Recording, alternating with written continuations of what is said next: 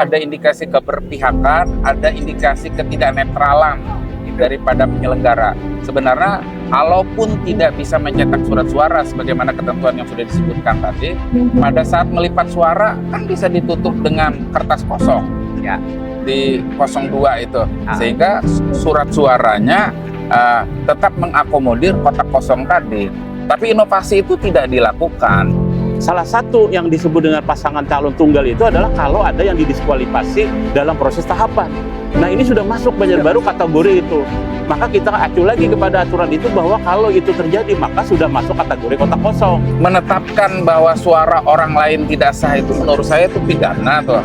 Bagi kita di Banjarbaru ini nggak ada masalah. Sekarang situasi kondisi modernisasi peralatan segala macam teknologi memungkinkan orang mencetak surat suara dalam 1 hari, dan kemudian jalur transportasi nggak terlalu bermasalah juga dan seterusnya. Jadi nggak ada alasan sebenarnya secara hukum maupun secara logistik misalkan kemudian tidak menjadikan kota Banjarbaru menjadi pemilihan dengan calon satu orang pasangan calon dan berlawanan dengan kota kosong.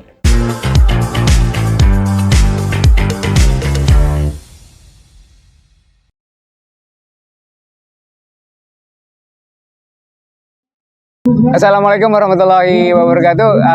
Selamat pagi, Sobat Pojok Banua. Nah, hari ini adalah episode pertama dari Ngobrol Depan Balai Kota bersama kami Pojok Banua. Teman-teman, Sobat Pojok Banua, hari ini kita bakalan ngobrolin tentang, di episode pertama ini, satu hal yang lagi ramai di Banjarbaru. Dan kami hari ini Pojok Banua mengambil tema Pilwali Banjarbaru Liwar Rami, karena ini yang sedang berkembang. Karena kemarin setelah Pilwali ada banyak hal sebelumnya, bahkan ketika pelaksanaan dari kita tahu bahwa di 1 November 2024 kemarin ada satu paslon yang didiskualifikasi, lalu kemudian ini menjadi bola panas begitu ya. Nah, hari ini sudah ada 2 narasumber kita dari Ambin Demokrasi yang sudah tidak asing sebenarnya untuk Banua di hari ini. Yang pertama itu ada Bang Nurholis Majid, kemudian ada Bang Haryansah atau Bang Acah, ini mantan komisioner Komnas HAM. Nah, kita ngobrolin ini yang kita panderan ini. Ibaratnya ini kalau kita bilang Banjarbaru yang selama ini tenang tiba-tiba terusik dengan munculnya ini. Menurut Dian, apa sih ini, ada apa gitu kan? Lalu ini kan banyak kebingungan di masyarakat dengan keputusan KPU, dengan kemudian juknisnya, kemudian pelaksanaannya, lalu sekarang yang tiba-tiba satu paslon dinyatakan menang walaupun suara sahnya tidak sangat banyak, signifikan.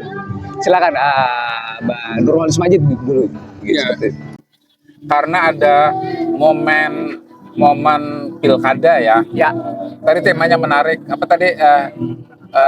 Pilwali Banjarbaru Liwar Rami. Iya. Liwarnya kayak yang rami atau raminya kayak yang liwar? Ya. Karena liwar kan menjadi tagline dari salah satu pasangan calon ya. Ya. Karena pilkada itu biasanya adem ayem aja, bahkan ketika Banjarbaru ditetapkan sebagai ibu kota provinsi mestinya tuh juga ribut juga itu. Ya. Tapi orang kada ribut. Nah, Pilwali ini ketika kondisinya sangat overdosis, berlebihan ya, maka lalu kemudian menimbulkan reaksi. Apa yang overdosis? Pilkada itu kan bagian dari proses demokrasi. Cara paling beradab lah untuk pergantian kekuasaan. Nah, cara yang paling beradab itu jangan sampai ditempuh dengan cara-cara yang kada beradab. Cara yang kada beradab itu ya money politik, lalu kemudian menghalalkan segala cara untuk menggugurkan lawan. Dan yang paling tidak beradab lagi adalah menghapus suara masyarakat yang menjadi hak masyarakat. Itu tidak beradab sama sekali, karena memberi hak kepada semua orang untuk memilih itu adalah demokrasi yang mengedepankan partisipasi seluas-luasnya. Tapi ketika hak masyarakat itu dihilangkan, dan disitulah kira-kira poin utama kenapa pilkada Banjarbaru itu lebih ramai daripada di tempat-tempat lain. Ya. Di tempat lain juga mungkin money politik ada ya, money politik juga terjadi. Itu dinamika lah, biasa sering terjadi di setiap pilkada Tapi atau pemilu. tidak ada yang sampai menghapuskan hak masyarakat untuk memilih. Nah, itu secara hukum nih, Bang Hairansyah, Bang Ancah, kemarin itu kan alasan KPU nih kemudian ada di pasal 16. Ini kita cari yang mana gitu kan, bahwa membolehkan suara yang tidak sah ini menjadi suara yang seharusnya di kotak kosong, kemudian menjadi tidak sah, lalu kemudian satu paslon dinyatakan sebagai menang. Secara hukum, secara moral pun juga seperti apa? Ya, pertama sebenarnya kan dari banyak kacamata ya. Pemilu di Indonesia itu terutama pilkada itu termasuk di dalamnya adalah pemilu yang bersifat prosedural. Bukan pemilu yang substansial, karena masih banyak kasus-kasus pelanggaran di dalamnya yang tidak ditindaklanjuti, yang kemudian menyebabkan kemurnian pelaksanaan pemilu itu menjadi bermasalah. Nah, yang sekarang di Banjarbaru adalah yang prosedural aja dia langgar gitu. Yang prosedural aja tidak dilaksanakan. Itu yang saya kira menjadi persoalan utamanya. Nah, sehingga kalau kita lihat proseduralnya, pertama adalah soal rekomendasi dari Bawaslu. Bawaslu itu boleh memang membuat rekomendasi terkait dengan kasus-kasus yang pelanggaran administrasi ya. Tapi dalam proses yang kaitannya dengan membatalkan hak seseorang untuk menjadi calon, artinya menjadi hak yang dipilih gitu ya, hak untuk mencalonkan diri, itu masuk kategori hak asasi manusia yang cukup fundamental gitu. Sehingga harusnya Bawaslu cukup berhati-hati dalam memutuskan ini, dan itu sebenarnya lebih baik diserahkan kepada lembaga peradilan saja ruangnya gitu. Makanya ada peradilan tata usaha negara, peradilan di Mahkamah Agung dan seterusnya. Nah, yang kedua adalah kaitan dengan waktu ya. Dalam Undang-Undang 10/2016 pasal 154 angka 12 itu disebutkan bahwa putusan pengadilan tentang penetapan calon itu sebaiknya tidak kurang dari 30 hari sebelum pemungutan suara. Nah, itu apa artinya? Bawaslu selama ini sudah kondisikan diri sebagai bagian dari sistem peradilan. Jadi kuasi peradilan lah. Nah, dia berarti mutatis mutandis berlaku ketentuan pasal 154 ayat 12 itu. Yang kaitannya dengan dia harus, kalau mau mengambil keputusan penetapan calon yang baru, yang artinya di luar dari dua calon itu, maka dia harus memperhatikan waktu ini tadi. Kenapa harus diperhatikan? Karena tadi kaitan dengan logistik, kaitan dengan kesiapan masyarakat dan seterusnya, sosialisasi dan seterusnya. Nah, ini tidak diperhatikan.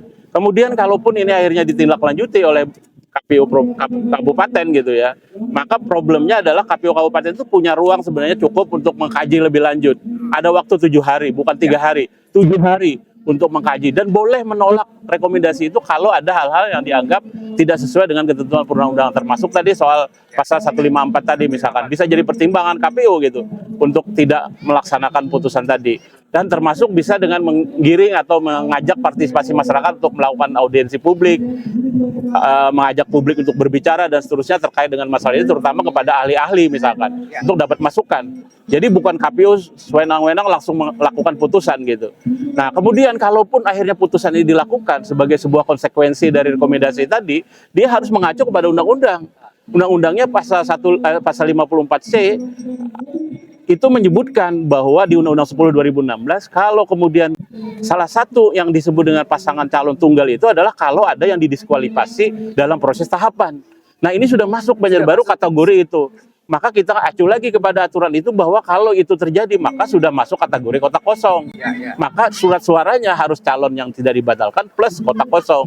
Yang ketiga adalah PKPU-nya. Jadi kalau bicara PKPU-nya, ini ada PKPU yang secara khususan untuk mengatur tentang calon dengan calon tunggal itu. Nah, maka sebenarnya acuannya adalah lex specialis derogat leg generalis, artinya acuannya pada PKPU berlaku khusus. Apa itu? Bahwa KPU dalam PKPU-nya mengatakan kalau kemudian termasuk calon tunggal, maka KPU kabupaten kota itu harus melaksanakan ketentuan-ketentuan. Pertama adalah menetapkan tentang adanya calon tunggal dalam pelaksanaan pemilu kada. Yang kedua adalah mencabut nomor urut. Kan nomor urutnya harus dicabut karena sudah tidak ada calon lagi selain satu dan kotak kosong. Yang ketiga mensosialisasikan kepada masyarakat, dan kemudian yang terakhir mencetak surat suara. Bagi kita di Banjarbaru ini nggak ada masalah. Sekarang situasi kondisi modernisasi peralatan segala macam teknologi memungkinkan orang mencetak surat suara dalam 1 hari, dan kemudian jalur transportasi nggak terlalu bermasalah juga dan seterusnya. Jadi nggak ada alasan sebenarnya secara hukum maupun secara logistik misalkan kemudian tidak menjadikan Kota Banjarbaru menjadi pemilihan dengan calon satu orang pasangan calon dan berlawanan dengan kota kosong. Dari semua dinamika yang terjadi, Bang Nurhalis, ada indikasi apa ini sebenarnya? Jadi karena ini masyarakat juga bingung kan. Kalau kita pantau nih masyarakat ini sekarang terutama di media sosial ini kan sudah arahnya di sarkas nih sudah.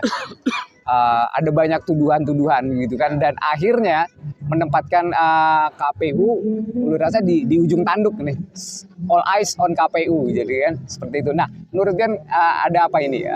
Ada indikasi kecurangan, ada indikasi keberpihakan, ada indikasi ketidaknetralan daripada penyelenggara. Sebenarnya, kalaupun tidak bisa mencetak surat suara sebagaimana ketentuan yang sudah disebutkan tadi, pada saat melipat suara kan bisa ditutup dengan kertas kosong, Ya. di 02 itu, sehingga surat suaranya tetap mengakomodir kotak kosong tadi.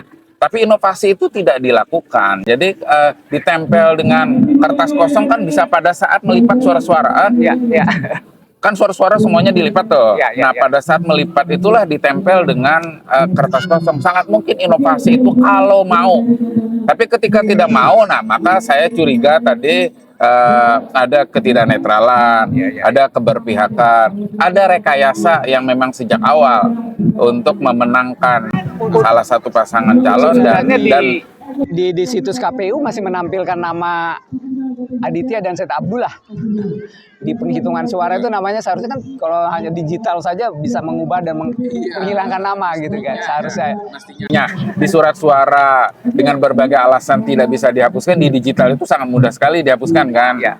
Nah, tapi kalau dihapuskan juga bermasalah karena ketika dia sebut kotak kosong dia tidak bisa mengatakan itu suara tidak sah.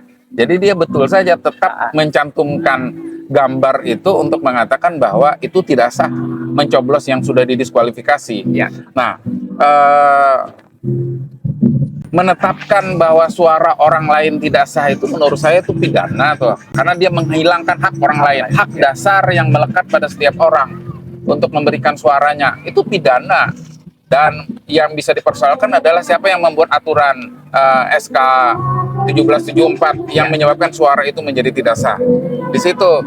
Atau kalau misalnya itu bisa diperdebatkan lagi ya, maka siapa yang menegaskan bahwa selain mencoblos 01 adalah tidak sah.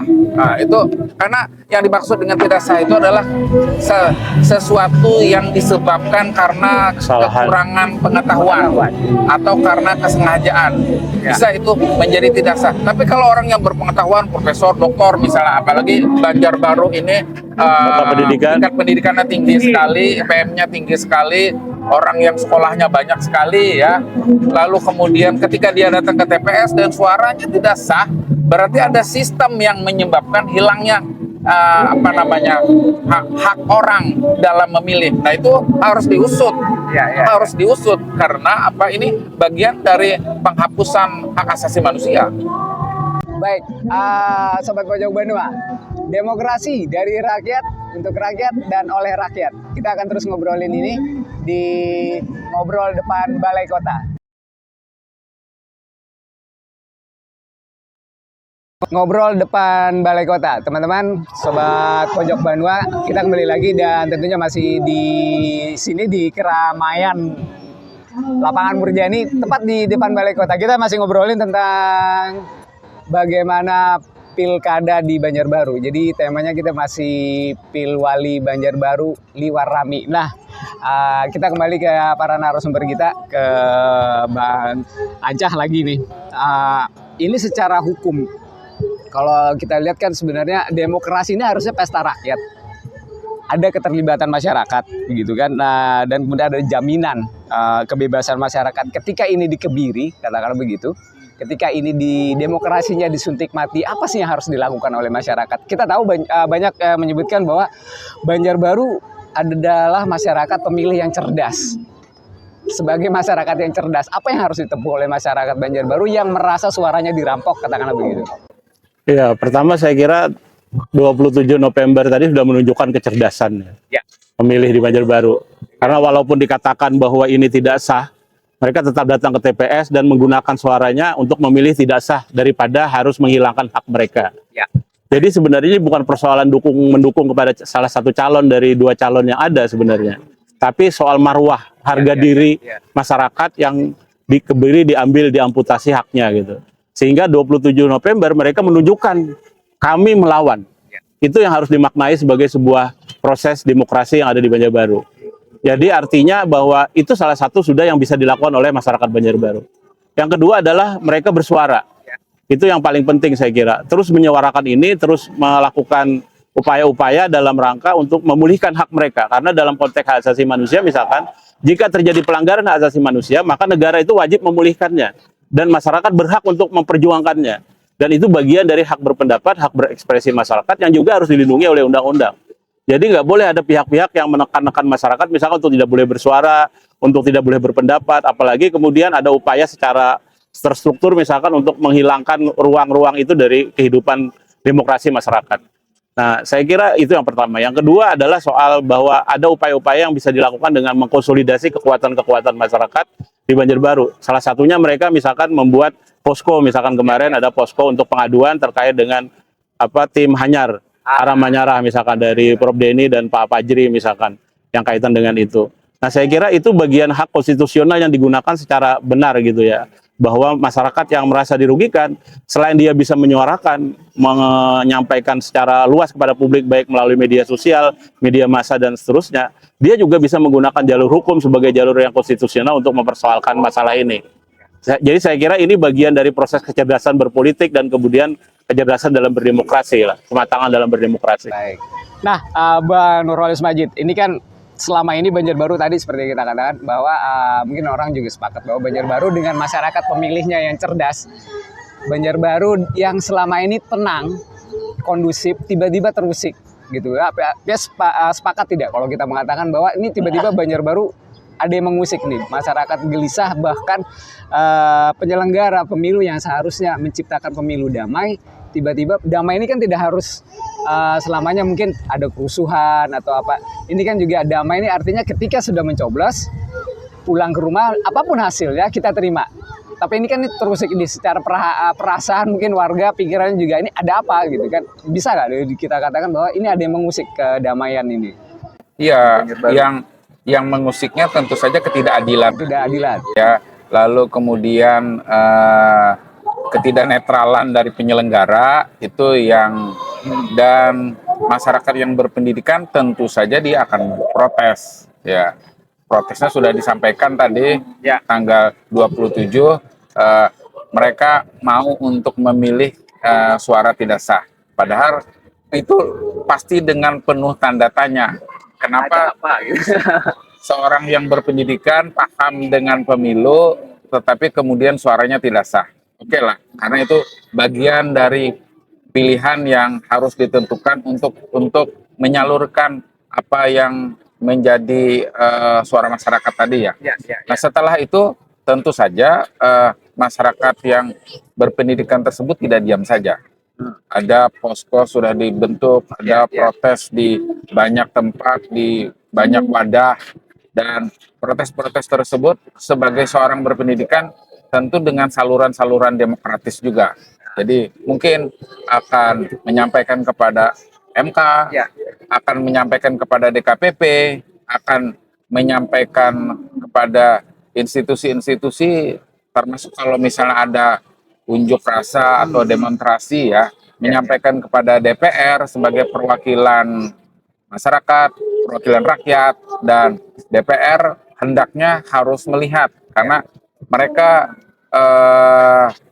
sudah berada di rumah yang mewadahi semua warga. Nah, DPR harus mendengarkan suara tersebut dan lalu kemudian menyalurkan suara tersebut sesuai dengan pintu-pintu yang sudah ditetapkan di dalam undang-undang, di dalam peraturan, sehingga masyarakat kemudian tidak menjadi anarkis. Itu bukan sesuatu yang mustahil ya.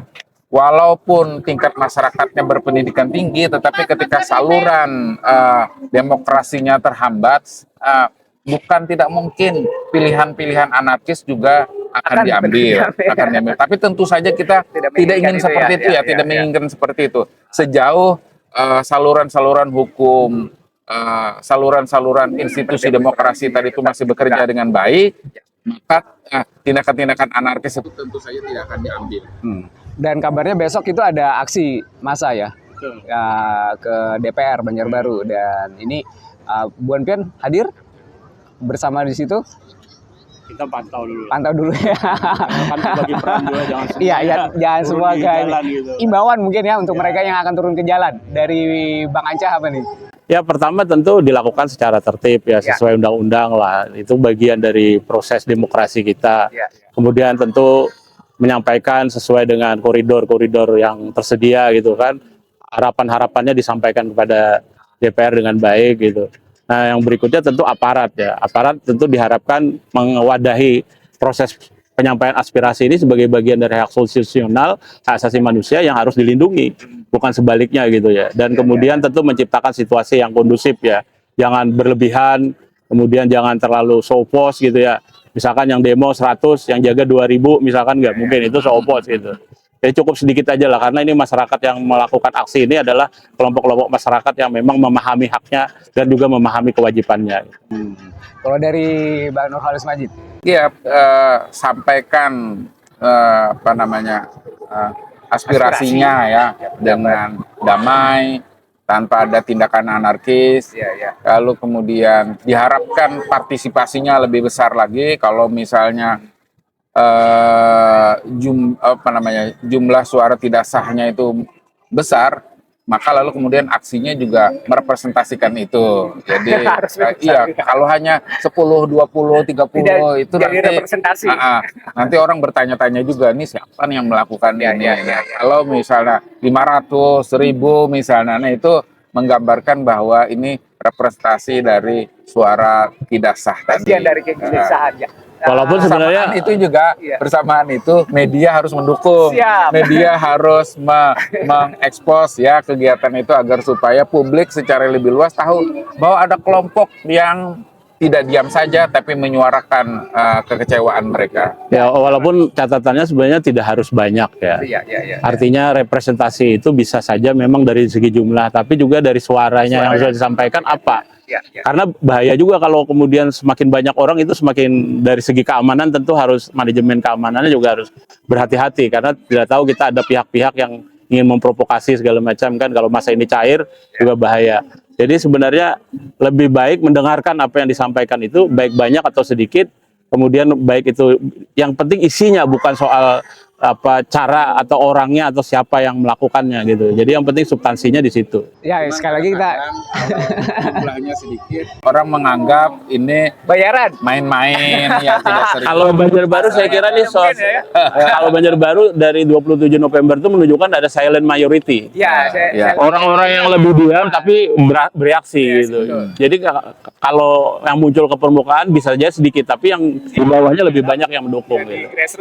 Iya, walaupun tadi narasinya bisa jadi seperti ya, memang kita juga harus tegaskan bahwa ini bukan tentang satu paslon yang didiskualifikasi, ini tentang hak demokrasi kita yang dirampok, yang tidak diakui. Demokrasi yang dari hari ke hari semestinya semakin beradab, karena dia temuan masyarakat modern tentang pergantian kekuasaan itu seperti apa, dan pilihannya adalah melalui demokrasi dan melalui pemilu, melalui pilkada. Tapi kalau misalnya dari waktu ke waktu tidak semakin beradab, itu bagian dari kegagalan demokrasi itu sendiri. Dan yang harus jadi catatan penting, ini bukan kesalahan masyarakat, tapi kesalahan penyelenggara yang tidak profesional, tidak menggunakan instrumen hukum sebagaimana mestinya, sehingga menimbulkan kegaduhan dan kekacauan. Jadi bukan kekosongan norma, normanya ada, tapi kekosongan moral dari penyelenggara.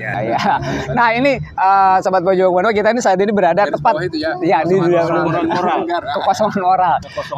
Nah ini kita tepat berada di depan Balai Kota, lalu di sisi kiri kita juga ada gedung DPR gitu kan. Nah harapannya nih kalau selama ini Bu Pian menilai untuk Banjarbaru dengan suksesi kepemimpinan yang seharusnya hadir di Balai Kota, idealnya untuk masyarakat Banjarbaru itu seperti apa sih? Pemimpin daerahnya? Ya sebenarnya kan semua orang punya potensi yang sama ya, siapapun itu ya. Tapi tadi tentu harus dilakukan dengan cara-cara yang sesuai dengan kondisi dan prosedur yang ada gitu kan. Nah, yang berikutnya adalah satu kota seperti Kota Banjarbaru ini kan sekarang jadi ibu kota provinsi ya. Dia tentu menjadi barometer ya. Tidak hanya soal pemerintahannya juga, tapi bagi proses demokrasi di daerahnya. Termasuk partisipasi publik untuk mengawal pemerintahan. Jadi siapapun pemerintahannya, ya warga ini wajib mengawal pemerintahannya. Jadi saya kira 27 November, Pilkada tahun 2024 ini menjadi momen bagi seluruh warga Banjarbaru untuk mengeluarkan daya kritisnya secara maksimal gitu melalui saluran-saluran yang konstitusional untuk memastikan bahwa pertama pemerintahan berjalan sebagaimana mestinya sesuai koridor hukum dan ketentuan konstitusi. Yang kedua adalah bahwa proses-proses pelaksanaan demokrasi itu menggunakan yang namanya rule of law. Jadi menggunakan jalur berdasarkan undang-undang gitu, bukan berdasarkan kekuasaan semata atau berdasarkan yang disebut dengan duitokrasi gitu. Saya kira seperti itu. Kalau dari Bang Nurholis Majid, Bagi saya sih apa aja Boleh. iya boleh aja jadi wali Oposisi kota pun ya, ya. asal Itu memang demokrasi. memenuhi syarat-syarat dan itu diselenggarakan dengan cara demokratis. Ya.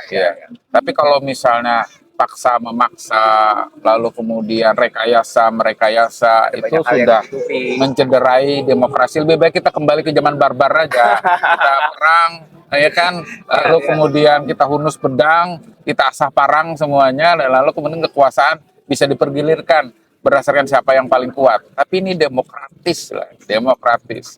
ya karena sejatinya dalam pilkada itu harus dilaksanakan secara demokratis, secara konstitusional dan bermoral. Kan pastinya itu. Tidak hanya langsung umum, bebas, rahasia, jujur dan adil, tapi harus bermoral. Ya, Itu moralitas, etika itu paling tinggi di atas hukum dan perundang-undangan. Yang paling penting itu ya inkonstitusional dari segi Dan apa pelaksanaan. namanya, ini akan dicatat oleh sejarah ya, betul. bahwa ada pilkada yang abal-abal, kaleng-kaleng, barbar. Jadi viral nih. barbar, iya. Secara nasional. Secara nasional setelah pilkada ini all eyes on Banjarbaru jadi salah satunya ya kan, karena ada kasus ini gitu kan. Dan sayangnya tadi lembaga-lembaga yang berwenang untuk melakukan itu, penyelenggara pemilu dari atas sampai ke bawah itu tidak ada melakukan tindakan atau yang bersifat solutif gitu ya terhadap permasalahan ini. Tapi justru ingin menutup-nutupi dan kemudian membuat blunder lebih banyak lagi dari beberapa pernyataan yang dilakukan oleh komisioner di tingkat pusat misalkan. Saya kira itu sangat disayangkan gitu.